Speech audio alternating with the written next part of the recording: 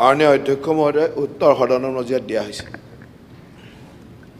মাননীয় অধ্যক্ষ ডাঙৰীয়া, মন্ত্ৰী ডাঙৰীয়াই উত্তৰ দিছে, যেহেতু মৰগীয়া বানজ দিয়ে কেন্দ্ৰীয় চৰকাৰে জানুৱাৰী মাহৰ পৰাই দিছে, কিন্তু আমাৰ অসম চৰকাৰে জুন মাহৰ পৰা দিয়া বুলি ইয়াত উল্লেখ কৰিছে।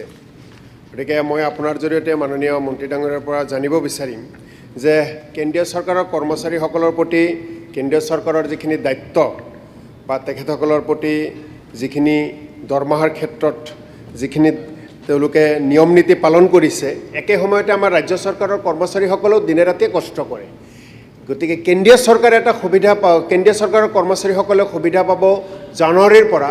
সেই ক্ষেত্ৰত অসমৰ কৰ্মচাৰীসকলে কিয় জুন মাহলৈ গ'ল, জানুৱাৰীৰ পৰা কিয় সুবিধা লাভ নকৰিলে, মাননীয় মন্ত্ৰী ডাঙৰীয়াৰ পৰা জানিব বিচাৰিছোঁ।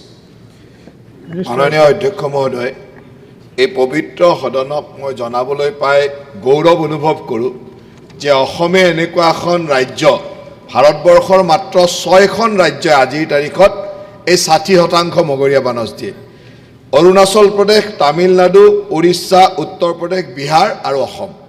গতিকে ভাৰতবৰ্ষৰ বাকী ৰাজ্যসমূহে ভাবিবই নোৱাৰিব যে তেওঁলোকৰ মগৰীয়া বানজ কি হিচাপত দি আছে, কিন্তু আমাৰ অসমে 60% মগৰীয়া বানজ দি আছে।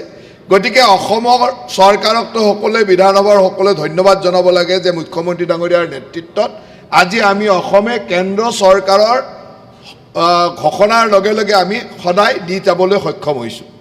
নিশ্চয়কৈ তেখেতে যিটো কথা কৈছে, এই গোটেই মগৰীয়া বানজটো নিৰ্ভৰ কৰে যে ৰাজ্য চৰকাৰৰ দৰমহা আয়োগৰ পৰামৰ্শৱলী বা কৰ্মচাৰীসকলৰ অন্যান্য চৰ্তসমূহ বিভিন্ন সময়ত ৰাজ্য চৰকাৰে বিভিন্ন সময়ত আলোচনা কৰি মানি লয়।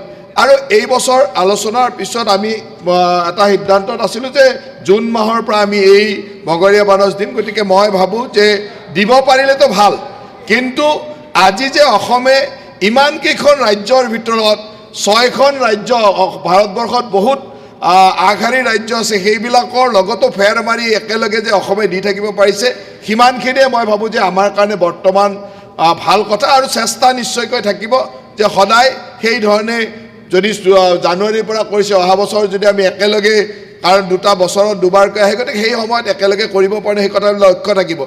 মই তেখেতৰ কৰ্মচাৰীসকলৰ প্ৰতি থকা দায়বদ্ধতা বা তেখেতৰ কৰ্মচাৰীসকলৰ কৰি কৰা চিন্তাৰ কাৰণে মই ধন্যবাদ জ্ঞাপন কৰিছোঁ। নেক্সট সাপ্লিমেণ্টাৰী।